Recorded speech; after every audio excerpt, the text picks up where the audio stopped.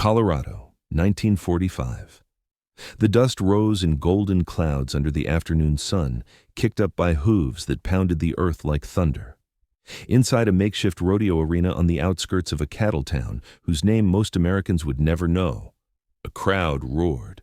Cowboys in worn denim and battered Stetsons lined the wooden rails, whistling and shouting as a rider clung to 1,500 pounds of fury. The bull twisted, bucked, and spun, trying to throw the man from its back. 8 seconds. That was all it took to prove yourself. 8 seconds of pure chaos. Standing outside the arena, far from the cheering crowd, a group of men watched in absolute silence. They wore olive drab uniforms with the letters PW stenciled in white across their backs. Prisoner of war. Their faces were drawn, their eyes hollow from months of uncertainty. These were Japanese soldiers captured in the final desperate battles of the Pacific, men who had been taught that surrender was the ultimate disgrace, worse than death itself, men who had expected execution or torture when American forces took them prisoner. Instead, they had been shipped across an ocean to a land they barely understood, and now they stood at the edge of a rodeo arena, watching something that made no sense at all.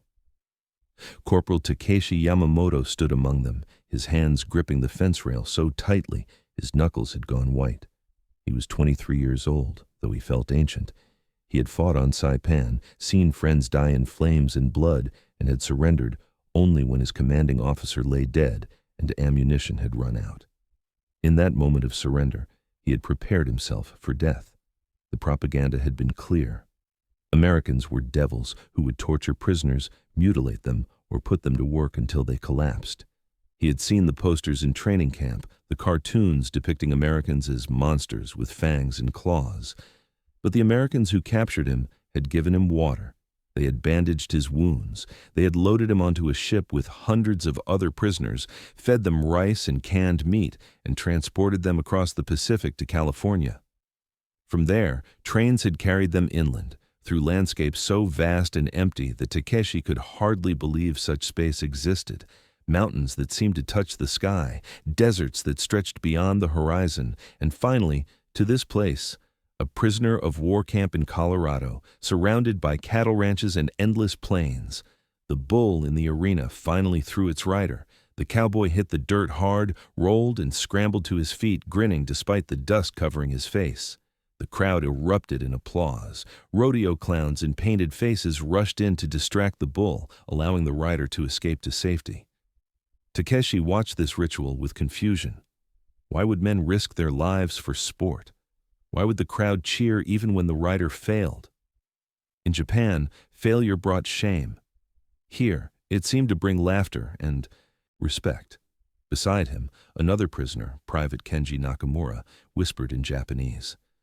"What are they doing? Is this some kind of execution?" Takeshi shook his head slowly. "I don't know, but they seem to be enjoying it." The guard standing near them, a lanky American with a weathered face and a rifle slung loosely over his shoulder, must have caught the tone of their confusion. He grinned and spoke to them through the camp interpreter, a Japanese-American soldier who had been translating for the prisoners since their arrival. "It's a rodeo," the interpreter explained. "Cowboys compete to see who can ride the wildest animals. Bulls, broncos, horses that haven't been broken. It's tradition out here. Tests a man's courage." Courage. The word landed heavily. Takeshi understood courage. He had seen it on battlefields, in the faces of men charging machine gun fire, in the quiet resolve of soldiers who knew they would not survive the day. But this was different. This was courage for spectacle, for pride, for the roar of a crowd. It was courage without war. Another rider climbed onto a bronco in the chute. The horse exploded out of the gate, twisting its body in midair, trying to shake the man loose. The rider held on with one hand, the other raised high, his body moving with the animal's rhythm.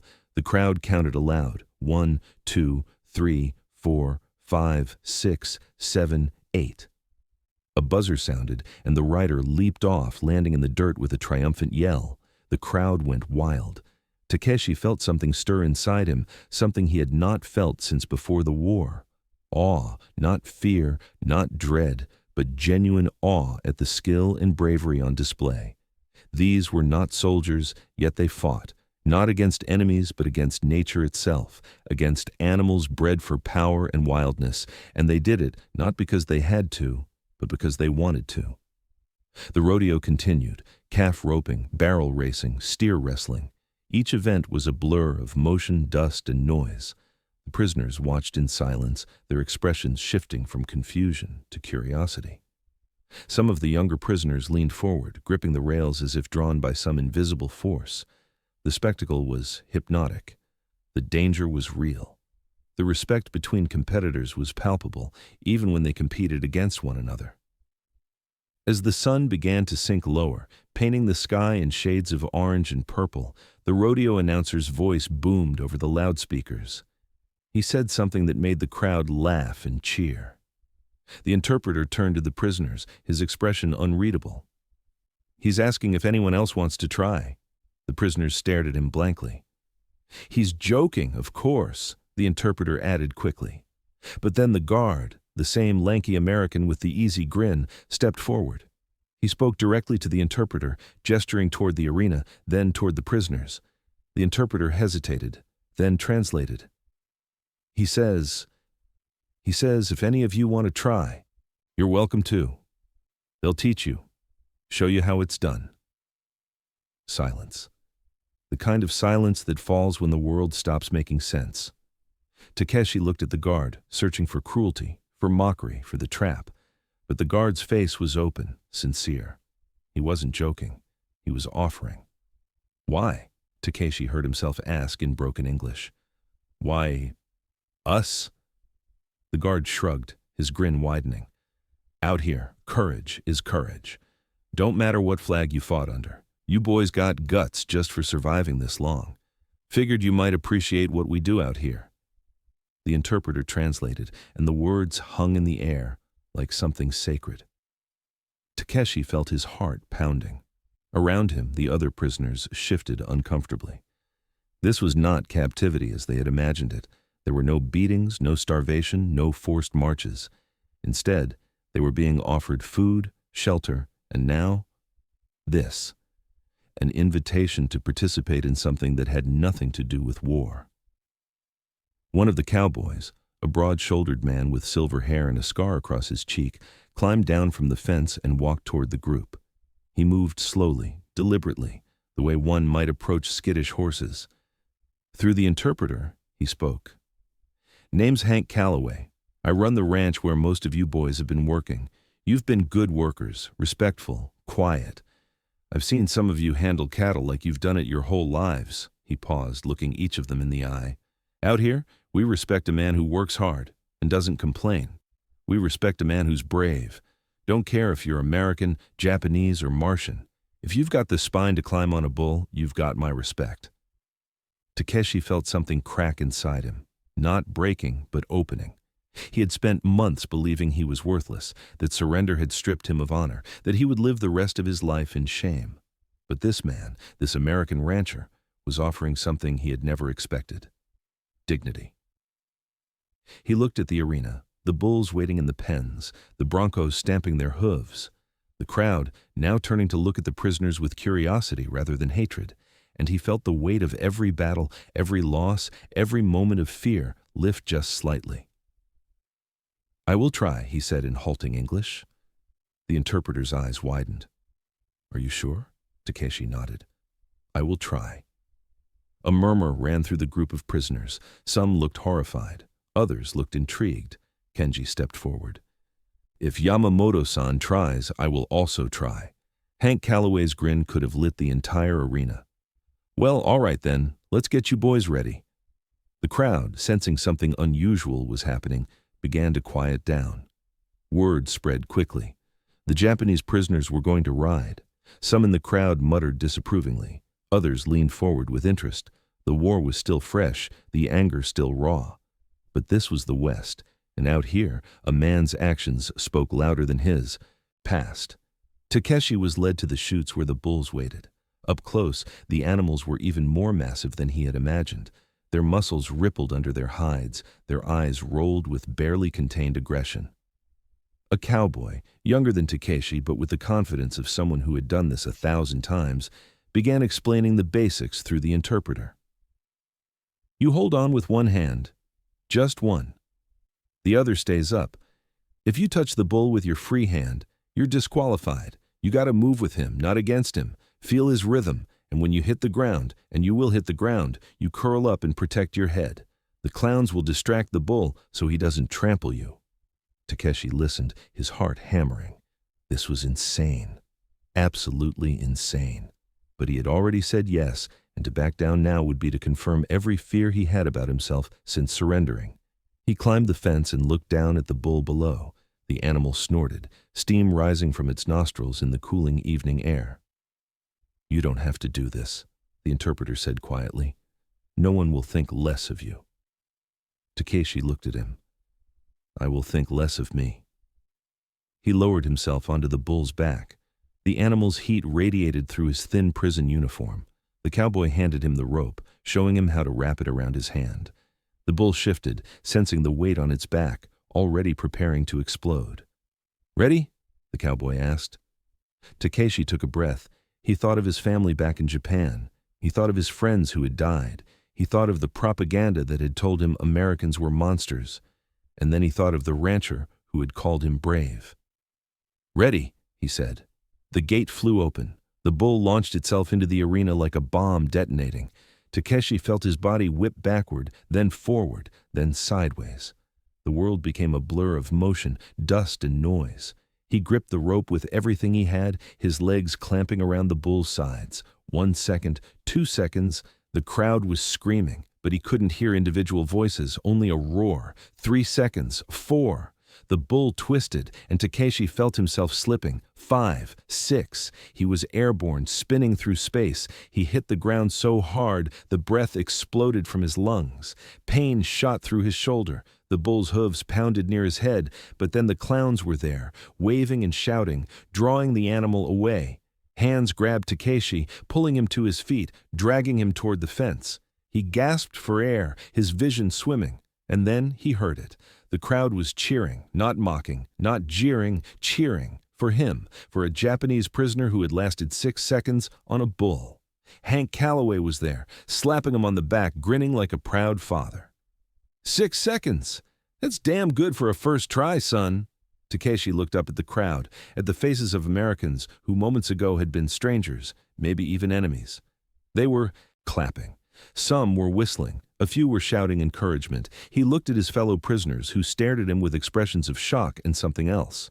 Hope. Kenji was next. Then another prisoner, then another. Not all of them lasted more than a few seconds. Some were thrown immediately. One managed 7 seconds and was lifted onto shoulders by cowboys who cheered him like he'd won a championship. With each ride, the barrier between captor and captive, between enemy and fellow human, crumbled a little more. As darkness fell and the rodeo lights flickered on, Takeshi sat on the fence next to Hank Calloway, his body aching, his spirit somehow lighter than it had been in months. The rancher offered him a canteen of water, and Takeshi drank deeply. You did good out there, Hank said through the interpreter. Took guts. Takeshi nodded, still catching his breath. Why? He asked. Why do this for us? Hank was quiet for a moment, looking out at the arena where the last event of the night was wrapping up. Because out here, we judge a man by what he does, not where he comes from. You boys have been working hard, keeping your heads down, doing what's asked. That deserves respect. And because, he paused, because the war's going to end someday, and when it does, the world's going to need men who remember we're all just trying to survive this life. Might as well do it with a little dignity. Takeshi felt tears prick his eyes, but he blinked them away. He had been taught that Americans were savages, that they had no honor, no code, no respect. But here, in a dusty rodeo arena in Colorado, he had found more honor than he had ever known in war. The interpreter spoke again. He wants to know if you'll come back next week. They're having another rodeo. He says you're welcome to ride again if you want. Takeshi looked at the arena, at the bulls being led back to their pens, at the cowboys packing up their gear. He looked at his fellow prisoners, some of whom were smiling for the first time since capture, and he looked at Hank Calloway, this American rancher who had treated him not as an enemy, but as a man. "Yes," Takeshi said, "I will come back." Because in that moment, standing in the fading light of a Colorado evening, covered in dust and bruises, Takeshi Yamamoto understood something that would stay with him for the rest of his life. The war had made them enemies, but courage, respect, and simple human decency could make them something else entirely. That understanding, however, had been earned through a journey far more complex than any single rodeo could reveal. The path that brought Takeshi Yamamoto and his fellow prisoners to that Colorado arena was paved with fear, propaganda, and a collision of cultures so profound that their very presence on American soil defied everything both nations had believed about each other. To understand how Japanese soldiers came to ride bulls in American rodeos, one must first understand the ET numbers. And those numbers told a story of their own, a story of a warrior code so deeply ingrained that it nearly prevented these men from ever reaching America at all. By the end of World War II, the United States held approximately 400,000 prisoners of war on its soil. The vast majority were German, with significant numbers of Italians as well. These prisoners filled camps from Texas to New York, from California to Maine. They worked in fields, forests, and factories, filling the labor gap left by American men fighting overseas. But among those hundreds of thousands, only about 5,000 were Japanese. 5,000 out of more than 2 million Japanese soldiers who fought in the Pacific. The mathematics of that disparity revealed something dark and profound about the nature of the Pacific War. The reason was simple and terrible. Japanese soldiers had been taught that surrender was worse than death. The code of Bushido, the way of the warrior, had been twisted by militaristic propaganda into a belief that capture meant eternal dishonor, not just for the soldier, but for his entire family. Textbooks in Japanese schools taught children that prisoners of war were cowards who had betrayed the emperor. Soldiers were told that Americans would torture, mutilate, and execute anyone who surrendered. Many Japanese troops carried grenades specifically to take their own lives rather than face capture. The result was carnage on a scale almost incomprehensible. On islands like Saipan, Iwo Jima, and Okinawa, Japanese soldiers fought until they were killed or physically unable to continue. Wounded men would detonate grenades rather than accept medical aid from American corpsmen. Officers would order banzai charges, knowing they meant certain death rather than consider surrender. Civilians, convinced by propaganda that Americans were demons, threw themselves and their children off cliffs rather than face capture. This meant that the Japanese prisoners who did reach American soil were already exceptional. They were men who had been unconscious when captured, too badly wounded to resist, or whose commanding officers had been killed, leaving them without orders in the chaos of battle. Some had been cut off from their units, starving and delirious when they stumbled into American lines. A handful had made the conscious, agonizing decision to surrender, knowing it meant they could never return home with honor. Takeshi Yamamoto had been one of those men. On Saipan in the summer of 1944, as American forces closed in on the last Japanese positions, he had watched his lieutenant shot through the head by a sniper. Around him, soldiers screamed banzai and charged into machine gun fire. Others pulled pins on grenades and held them to their chests. Takeshi, barely 23, his ammunition exhausted, his water gone, looked at the grenade in his hand and found he could not do it. He wanted to live. The shame of that desire nearly crushed him, but the desire itself was stronger. When American Marines found him, half dead from dehydration and bleeding from shrapnel wounds, he had closed his eyes and waited for the bullet. Instead, he felt hands lifting him, heard voices speaking a language he didn't understand, felt water poured into his mouth. The Marines treated his wounds, loaded him onto a stretcher, and carried him to an aid station, where a medic with gentle hands bandaged him while humming a song Takeshi had never heard. The journey from battlefields to America was long and disorienting. Prisoners were first taken to field hospitals, then to temporary camps on islands like Guam or Hawaii. There, they were processed, questioned by intelligence officers through translators, and evaluated for transport. The fear during this period was overwhelming. Many prisoners expected execution at any moment. Some refused food, believing it was poisoned. Others sat in silence, waiting for death with the resignation of men who had already lost everything. But death didn't come. Instead, ships arrived. Liberty ships, the same vessels that carried supplies and troops across the Pacific, now carried Japanese prisoners eastward. The voyage took weeks. The prisoners held below decks in converted cargo holds, seasick and terrified. When they finally glimpsed the California coast, many thought they were hallucinating. America, the enemy homeland. They had been taught it was a land of moral degeneracy, racial hatred, and industrial brutality. They expected factories belching smoke, armed guards on every corner, and cities preparing for invasion. What they saw instead were docks bustling with workers, cities untouched by bombing, and a landscape of impossible abundance. While Japan's cities burned under American firebombing, while its people starved on rations measured in grams, America seemed to overflow with everything: food, fuel, vehicles, buildings that reached toward the sky. The cognitive dissonance was staggering. From California, trains carried prisoners inland. These were not the comfortable passenger trains of peacetime, but freight cars retrofitted with benches and barred windows. Still, prisoners noticed things.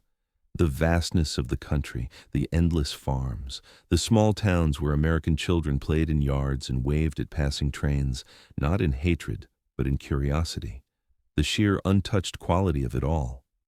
America was 3 years into a global war, yet looked like a nation at peace. The camps themselves varied widely in size and location.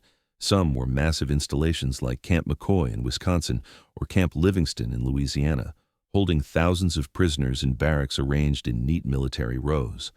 Others were smaller branch camps, housing a few dozen to a few hundred men near farms or industrial sites that needed labor. In the Southwest, camps were established in Colorado, New Mexico, and Montana, often on land adjacent to cattle ranches or agricultural operations.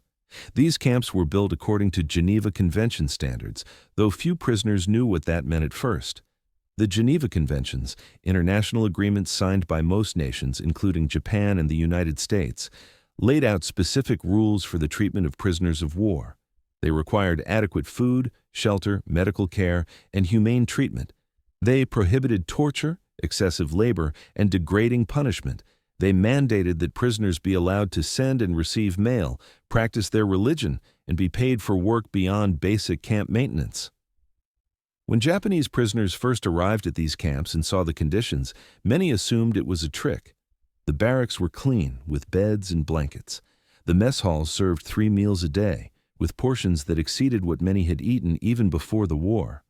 There were infirmaries with real doctors and medicine, recreation areas where prisoners could exercise, play games, or simply sit in the sun.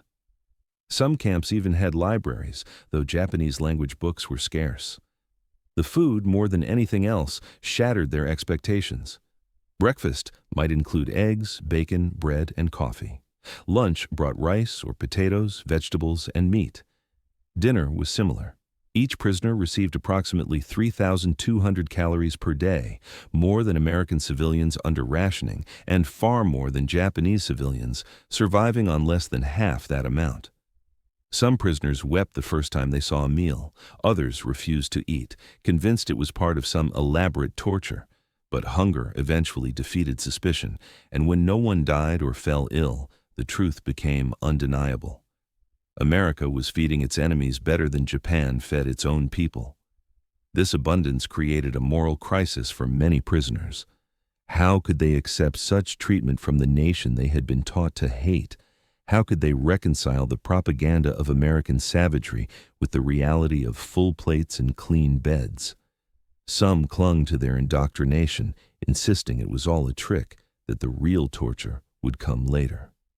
But as weeks turned to months, that position became harder to maintain. The labor programs complicated things further. By 1943, America faced a critical shortage of workers. Millions of men were in uniform. Women had flooded into factories, but agricultural work, particularly in remote rural areas, went begging. Crops rotted in fields, cattle went untended. Congress authorized the use of prisoner labor to fill these gaps with strict rules. Prisoners could not be forced to work in war industries or anything directly supporting the military. They had to be paid, though wages went to their home governments rather than to individuals. Work conditions had to be safe and reasonable. For ranchers in states like Colorado, Montana, and New Mexico, prisoner labor became essential. These were regions where ranching operations sprawled across. Thousands of acres where cattle had to be moved, fences mended, and hay baled. The work was hard, physical, and never-ending. With American ranch hands off fighting the war, the ranchers turned to prisoner labor out of necessity. Japanese prisoners were particularly valued for this work. Many came from rural backgrounds in Japan and understood livestock and farming.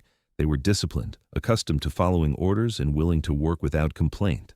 The ranchers, initially suspicious and sometimes hostile, quickly learned that these young men were reliable workers who took pride in doing jobs well. The contrast between expectation and reality created a strange dynamic. Prisoners who had expected beatings found themselves treated with rough courtesy by cowboys who cared more about a man's work ethic than his nationality. Guards who had expected fanatic resistance found compliant, even grateful prisoners who followed rules and caused no trouble. Both sides had been prepared for confrontation and instead found cooperation. This didn't mean there was no tension. Anti-Japanese sentiment ran deep in America, particularly on the West Coast, where Japanese Americans had been forcibly relocated to internment camps. Some communities near POW camps protested their presence, fearing sabotage or escape. Newspapers ran stories questioning why enemy soldiers were being pampered while American boys died overseas. Guards were trained to remain vigilant, to search for weapons, to prevent escapes. But in the remote ranch country of the Mountain West, something different emerged. The isolation forced interaction. Ranchers needed workers, prisoners needed purpose. Cowboys and guards who spent months working alongside Japanese POWs began to see them as individuals rather than enemies. They learned names, heard stories about families back in Japan, and shared cigarettes during breaks. The prisoners, in turn, saw Americans not as demons, but as ordinary men who complained about weather, joked about women, and took pride in their work. The ranch work itself became a form of education. Prisoners learned American methods of cattle ranching, which differed significantly from Japanese agricultural practices. They saw machinery in abundance, tractors and trucks that ran on gasoline that never seemed to run out. They experienced the cowboy culture, with its emphasis on individual skill, independence, and a code of honor that valued actions over words. And then there were the rodeos. In ranch country, rodeos were more than entertainment. They were community gatherings, tests of skill, and celebrations of a way of life. For cowboys, riding bulls and broncos wasn't just about showing off. It was about proving courage, about demonstrating mastery over nature, about earning respect from peers. It was, in its own way, a warrior tradition as old as any samurai code. When prisoners were first brought to watch rodeos, it was partly practical. They worked on ranches and needed to understand livestock. But it was also cultural. Ranchers wanted to show these Japanese soldiers what America was, not through propaganda or speeches, but through action. "This is who we are," the gesture said. "This is what we value." The invitation to participate came naturally from this context. Cowboys respected courage above almost everything else. They had watched these prisoners work dangerous jobs without complaint, handle aggressive cattle without hesitation, and maintain dignity despite their circumstances. When a rancher like Hank Calloway looked at Takeshi Yamamoto and saw not just a prisoner, but a brave man, the offer to ride followed a certain logic. It was illogical by military standards. Enemy soldiers were not supposed to be integrated into American cultural practices. They were supposed to be held securely until the war ended and then repatriated.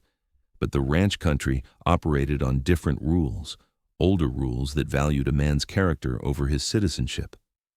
The numbers told one story. 5,000 Japanese prisoners out of millions who fought, scattered across camps in 48 states, working jobs from logging to farming to ranching. But behind those numbers were individual stories. Men like Takeshi who had survived battles, capture, and their own suicidal indoctrination. Men who arrived expecting death and found life. Men who came as enemies and were slowly, inexplicably, treated as human beings. The mathematics of captivity revealed an uncomfortable truth. America could afford to treat its prisoners well because it had already won the war of production. While Japan scraped by on scraps, America overflowed with abundance. While Japanese civilians starved, Japanese prisoners in America gained weight.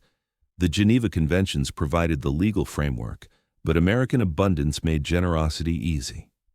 Yet there was something more than economics at work. In the remote ranches of Colorado and Montana, far from politicians and generals, ordinary Americans made a choice. They could have treated prisoners with cold correctness, following the letter of international law while maintaining maximum distance. Instead, many chose something different. They chose to see courage where others saw only enemies. They chose to offer respect where others offered only suspicion.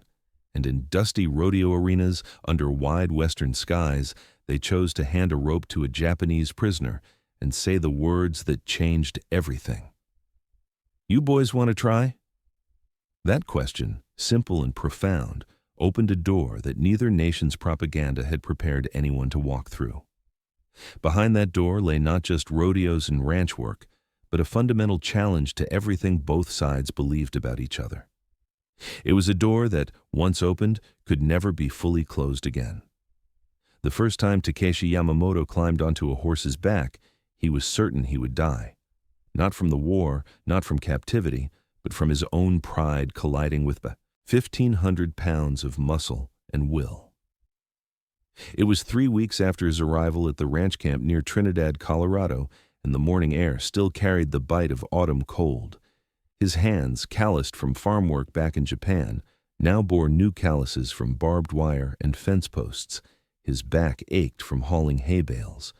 But when the cowboy named Dutch Hoffman gestured toward the corral and spoke through the interpreter, Takeshi understood that something significant was being offered. "If you're going to work cattle, you got to ride," Dutch had said, his weathered face creasing into what might have been a smile. "Can't herd from the ground. Horse does half the thinking for you if you let her." The mare was brown with a white blaze down her face, and she regarded Takeshi with what he could only describe as skepticism. He approached slowly, the way he had been taught to approach everything in this strange new world. Careful, respectful. Ready for violence but hoping to avoid it, Dutch showed him how to place his foot in the stirrup, how to swing his leg over, how to settle his weight. The horse shifted beneath him, and suddenly the ground seemed very far away. "Easy now," Dutch said, his hand on the horse's neck.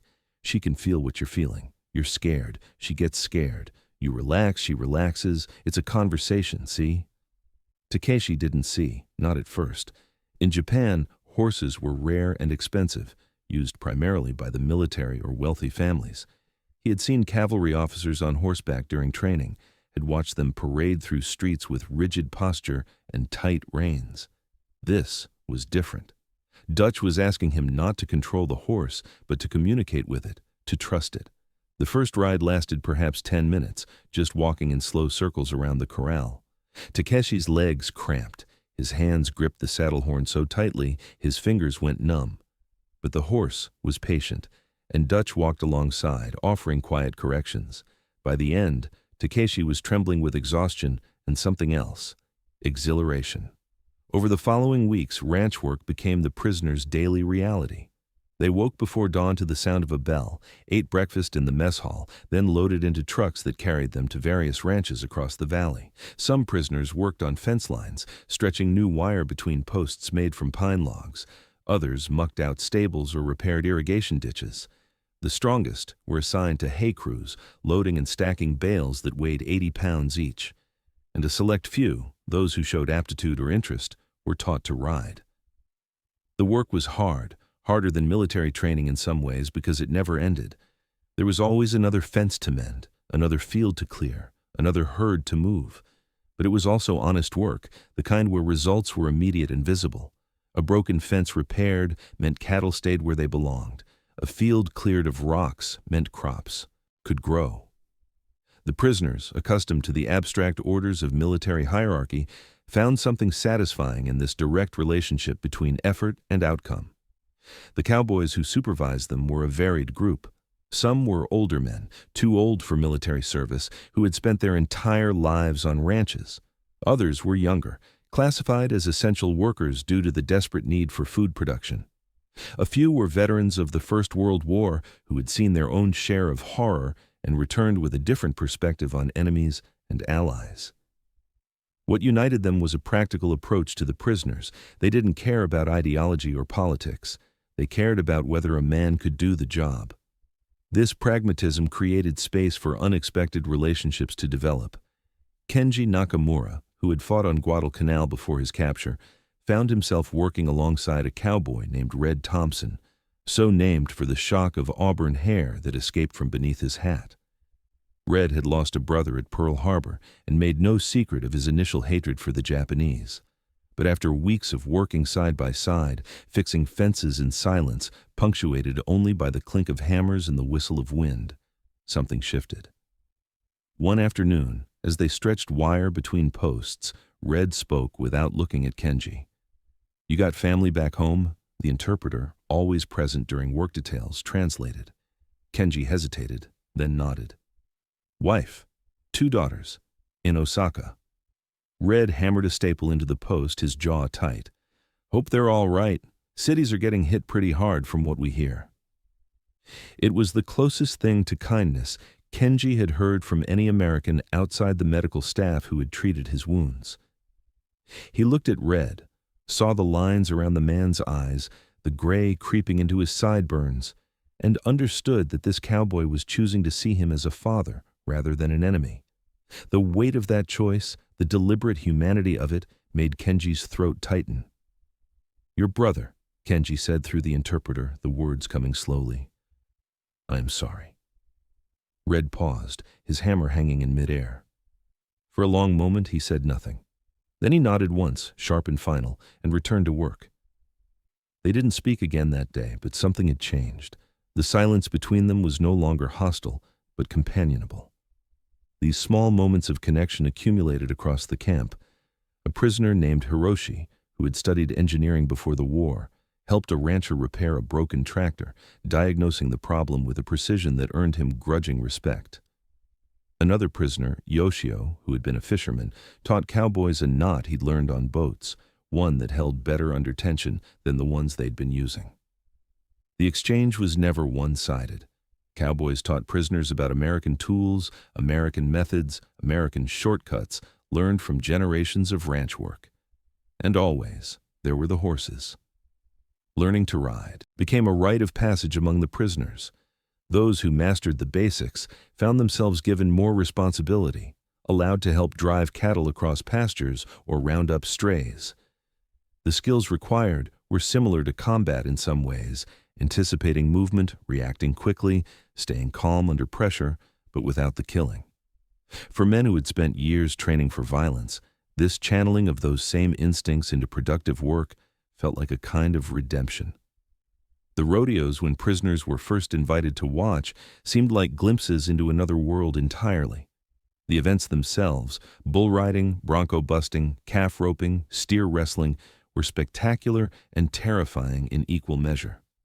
But it was the culture surrounding them that truly fascinated the Japanese prisoners, the way cowboys helped competitors they were competing against, the way the crowd cheered for effort even when riders failed, the way respect was earned through courage rather than victory.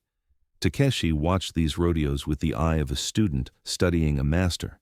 He saw that cowboys who were thrown and injured climbed back on as soon as they could walk.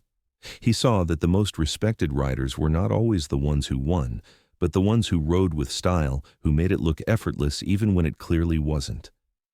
He saw that danger was accepted as part of the bargain, that injury was treated with nonchalance, and that fear was something to be acknowledged and then ignored. This resonated with something deep in his understanding of Bushido. The samurai code that had been twisted by propaganda emphasized facing death without fear, accepting one's fate with calm dignity, and finding honor in the doing rather than the outcome. The Cowboys weren't samurai, would have laughed at the comparison, but they operated on a parallel code. Courage mattered. Skill mattered. How you handled yourself when things went wrong mattered more than winning. When Hank Calloway first extended the invitation for prisoners to participate, it wasn't during a major public rodeo. It was on a Sunday afternoon at his ranch, a casual gathering of neighboring ranchers and their families. A portable chute had been set up in a corral, and a handful of young bulls, not the massive beasts used in professional competitions, were waiting. This was practice, where cowboys honed their skills and younger riders learned the basics. Hank walked over to where a group of prisoners sat watching from the fence rail. Through the interpreter, he made his offer. "Any of you boys want to try? We've got gloves, vests, helmets. No pressure, but the invitation's there." The prisoners looked at each other, uncertainty and interest warring on their faces. To accept was to engage with American culture in a way that felt almost like betrayal. To decline was to show fear, which was its own form of dishonor. Takeshi felt the weight of the moment. Someone had to go first. "I will try," he said, the English words. Awkward on his tongue, but clear enough. Hank's face split into a grin. "All right then, let's get you ready." The preparation was meticulous. They fitted Takeshi with a leather vest to protect his ribs, gloves to prevent rope burn, and a helmet borrowed from a rancher's teenage son. Dutch Hoffman walked him through the mechanics again, speaking slowly so the interpreter could translate each point. How to position his body, where to look, how to anticipate the bull's movements, when to let go, how to fall. "Most important thing," Dutch said, his eyes serious, "is protecting your head when you hit the dirt. Curl up, cover your neck, and stay down till the clowns get the bull away from you. That bull might want to come back and finish the job. Don't be a hero. Let us do our work." Takeshi nodded, his heart pounding so hard he could hear it in his ears. He climbed the chute and looked down at the bull below. It was smaller than the ones he'd seen in the public rodeos, probably weighing around 1,200 pounds instead of 2,000, but it still looked massive. Its shoulders were thick with muscle, its hide twitching as flies landed and took off. The cowboys helped him lower himself onto the bull's back. The animal's heat soaked through his pants.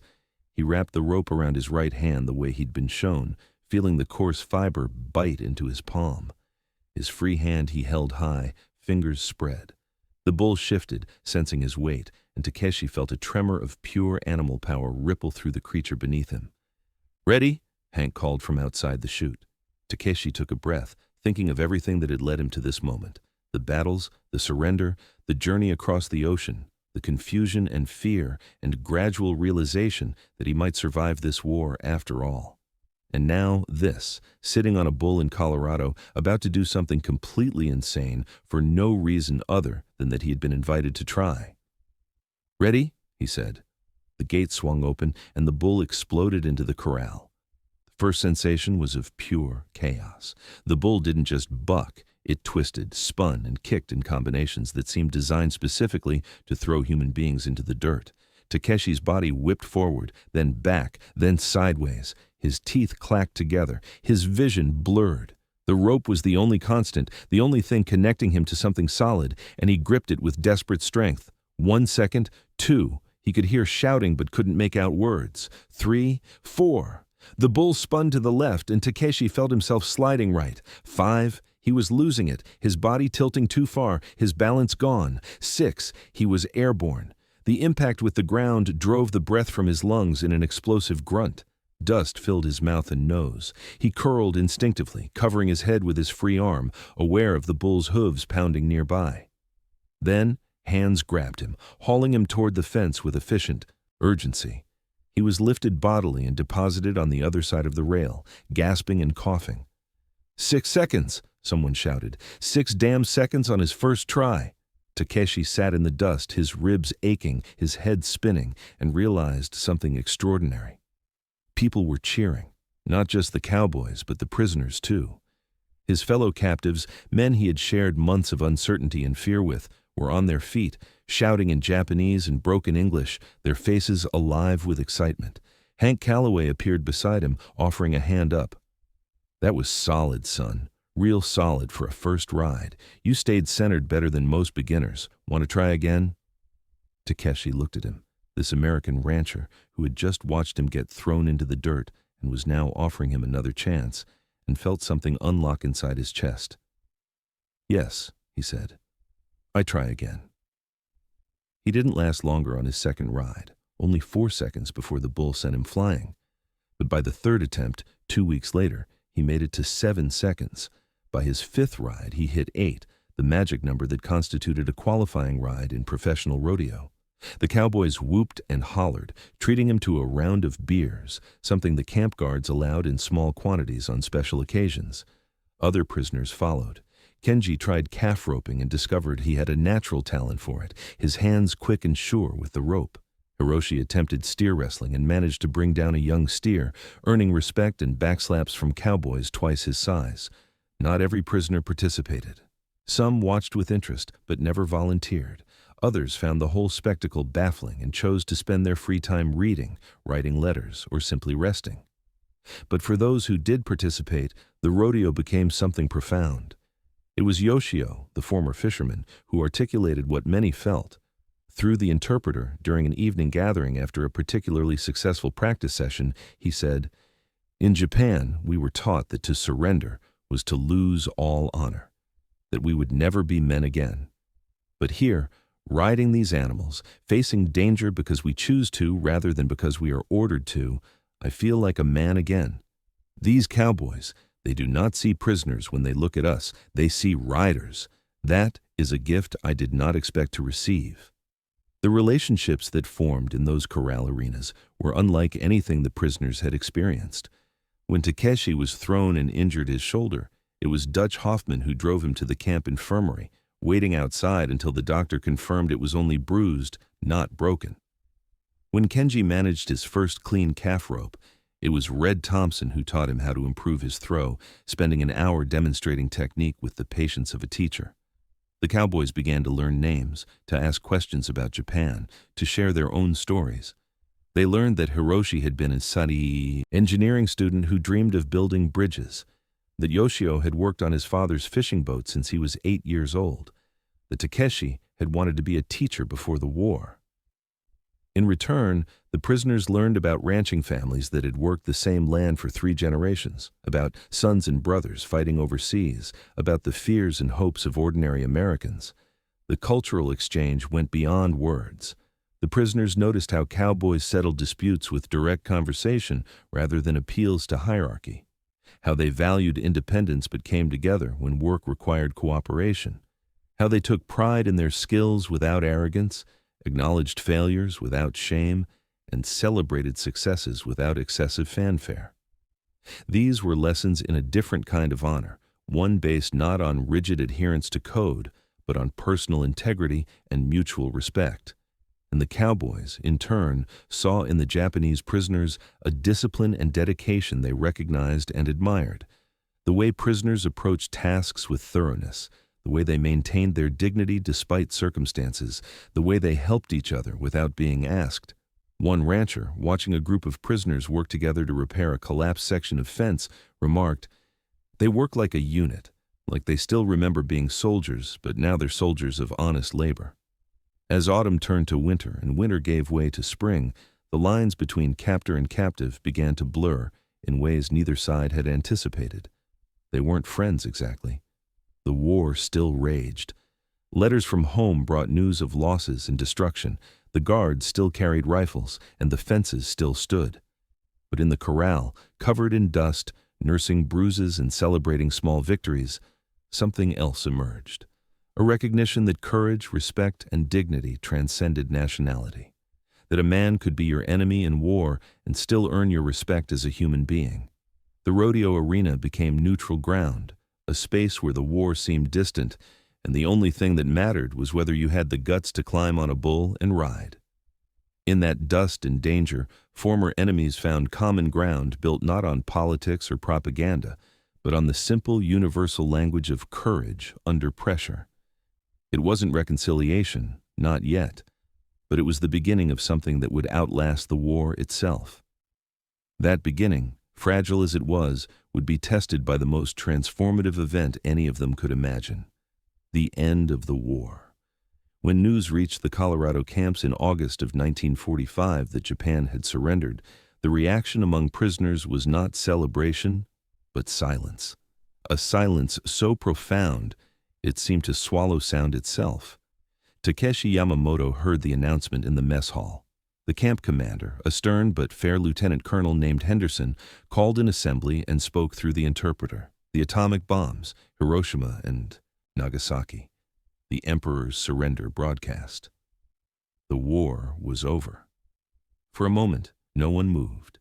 Then, slowly, some prisoners began to weep, not from joy, but from a grief so deep it had no bottom. Everything they had fought for, everything they had believed in, had ended in ashes. That evening, as prisoners sat in their barracks struggling to process the news, Hank Calloway and several other ranchers arrived at the camp. They asked permission to speak with the prisoners who had been working on their ranches. Henderson, recognizing something unspoken in the request, allowed it. Hank found Takeshi sitting alone on his bunk, staring at nothing. The rancher sat down beside him, the wooden frame creaking under his weight. For a long time, neither man spoke. Finally, Hank said through the interpreter, "I know you're hurting. I know this feels like the end of everything, but I want you to know something. The way you carried yourself here, the courage you showed, the respect you earned, that's yours. The war didn't give it to you, and the war can't take it away." Takeshi looked at him, his eyes red. "My country is destroyed. My family, I do not know if they live. I surrendered and brought shame, and now, all of it was for nothing." Hank nodded slowly. "Maybe it feels that way now, but someday your country's going to need men to rebuild it. Men who know how to work hard, who understand dignity, who've seen that enemies can become something else. You're one of those men, Takeshi. Don't forget that." The words didn't erase the pain, but they planted something, a seed of purpose in soil that seemed barren. The process of repatriation took months. The logistics of returning thousands of prisoners across the Pacific required ships, organization, and time. During that period, the ranch work continued. The cowboys and ranchers made a point of treating the prisoners exactly as they had before the surrender. Not as defeated enemies to be gloated over, but as the same men they had worked beside for months or years. On Takeshi's last day at the Callaway Ranch, Hank held a small gathering. Cowboys and prisoners who had worked together sat around a fire as the sun set, sharing food and quiet conversation. Hank presented Takeshi with a gift, a worn Stetson hat, his own from younger days. "So you remember," he said simply. "So you remember that respect goes both ways." Takeshi took the hat with trembling hands, bowing deeply in the Japanese manner. When he straightened, tears streamed down his face. "I will never forget," he said in halting English. "You show me America is not what they tell us. You show me honor has many faces." Similar scenes played out across the camps. Cowboys gave prisoners small mementos, photographs, addresses scrawled on scraps of paper. The prisoners, who owned almost nothing, gave what they could in return. Origami cranes folded from mess hall napkins, drawings of the ranches they had worked, promises, uncertain but sincere, to write. The journey home was nothing like the journey to America. The prisoners who boarded ships in California in late 1945 and early 1946 were different men from those who had arrived in shock and fear. They were still prisoners, still subject to military authority, but they carried with them something unexpected. A vision of America that contradicted everything they had been taught. When Takeshi's ship docked at Yokohama in March of 1946, the devastation stole his breath. The city he remembered from troop movements during the war was gone, replaced by endless fields of rubble, twisted metal, collapsed buildings, and survivors who moved through the ruins like ghosts.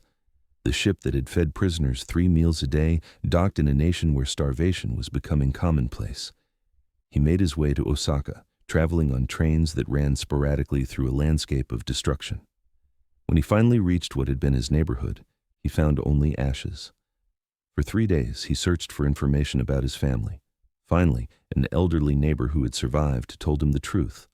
His parents had died in the firebombing of March 1945. His younger sister had survived and was living in the countryside with relatives. The reunion with his sister Yuki was bittersweet. She was thin, her face prematurely aged by hardship, but alive. When she asked about his time as a prisoner, Takeshi found himself struggling to explain. How could he tell her that he had eaten better as a prisoner than she had as a free civilian? How could he describe riding bulls while she had been sorting through rubble for anything salvageable? But he tried.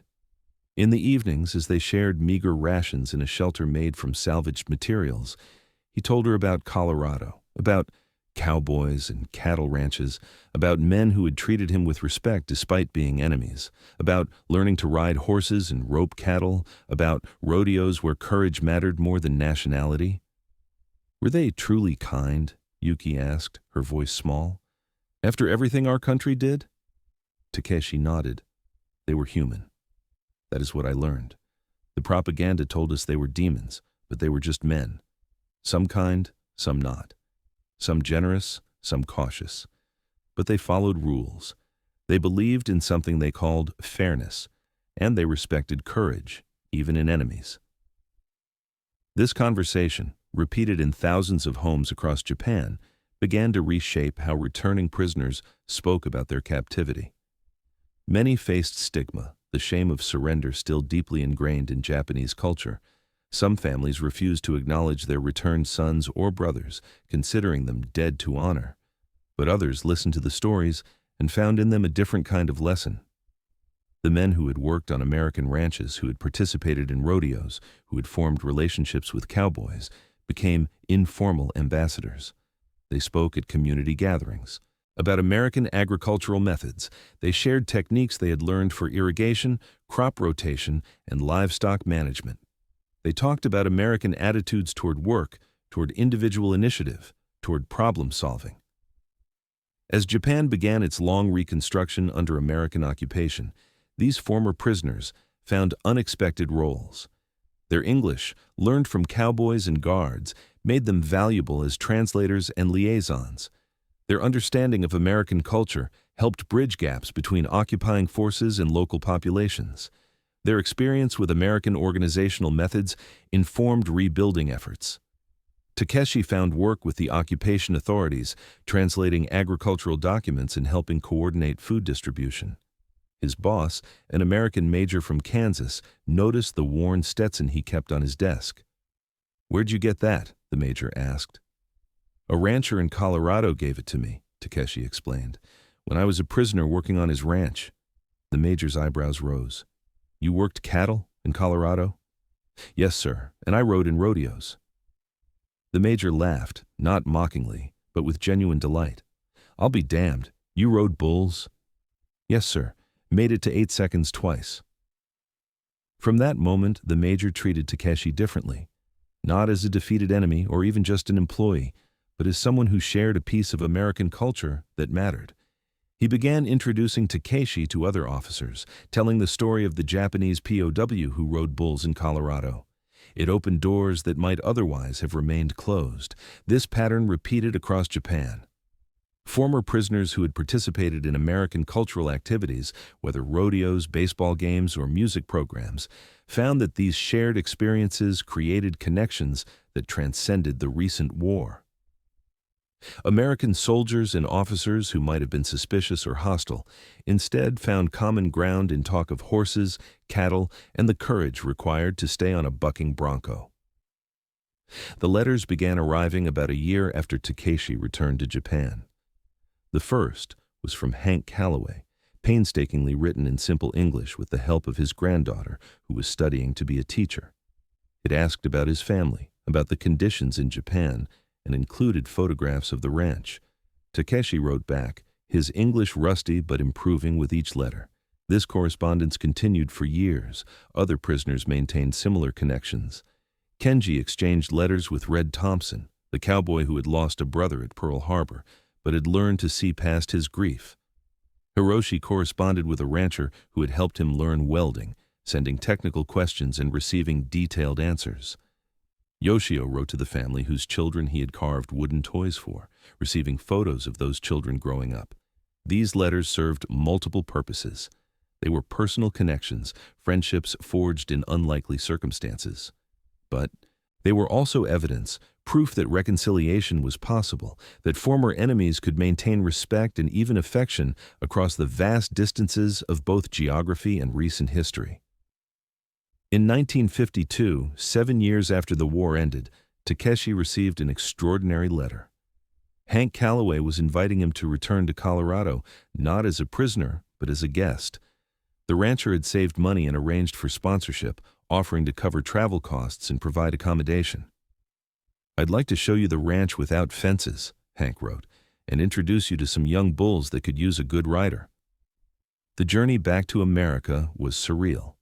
Takeshi traveled as a civilian now, with proper documents and a future, rather than as a captive with only a past. When his plane landed in Denver, Hank was waiting, older but still recognizable, that same weathered face breaking into a grin. They embraced, and Takeshi felt years of unspoken emotion well up. The weeks he spent in Colorado were transformative. He worked on the ranch again, but this time for wages and out of choice. He participated in a small local rodeo, his skills rusty but still present, and when he was thrown after 5 seconds, he got up laughing. The crowd cheered, many remembering him from years before, astonished that the Japanese POW had returned. But more than the rodeo, more than the ranch work, what mattered were the conversations. Sitting on Hank's porch in the evenings, they talked about the war, about losses on both sides, about the strange path that had brought them together. Hank spoke of his nephew who had been killed at Okinawa. Takeshi spoke of friends who died at Saipan. They honored those losses, acknowledged the pain, but also recognized that holding on to hatred would have meant those deaths defined them forever. "The war made us enemies," Hank said one evening, his voice quiet in the darkness. "But it didn't have to make us hate each other forever. What we did here, teaching you boys to ride, letting you be part of something, that was our way of saying we could see past the uniform to the person inside. And you boys, by working hard and treating us with respect, you showed us the same thing. That's worth something. That's worth remembering." Takeshi returned to Japan with renewed purpose. He began speaking at schools and community centers about his experiences, about the importance of understanding former enemies as human beings. He emphasized the lessons of the rodeo, that courage deserved respect regardless of nationality, that shared challenges could build bridges, that dignity and honor could survive even defeat and captivity. As the decades passed, the story of Japanese POWs participating in American rodeos became a footnote in history, known to specialists, but largely forgotten by the general public. Yet, for those who experienced it, and for the families they told, it remained a transformative memory. It proved that even in total war, even between nations that had committed terrible acts against each other, individual human beings could choose to see each other as more than enemies. The cowboys who had invited prisoners to ride had operated on instinct, following a code that valued courage and skill over politics. They hadn't been trying to make a statement about international relations or post-war reconciliation. They had simply seen brave men and offered them a chance to prove themselves. But in doing so, they had created something profound. They had shown that American democracy, at its best, wasn't about grand proclamations, but about individual choices to extend dignity and respect. The prisoners who had accepted those invitations, who had climbed onto bulls despite fear and uncertainty, had demonstrated their own form of courage. They had been willing to engage with enemy culture, to learn from those who had defeated them, to find value in experiences that their training had taught them to reject. In doing so, they had become architects of peace, carrying back to Japan not just stories of captivity, but testimonies of unexpected humanity. By the time Takeshi Yamamoto died in 1998, Japan had been transformed from a defeated, occupied nation into an economic powerhouse and one of America's closest allies.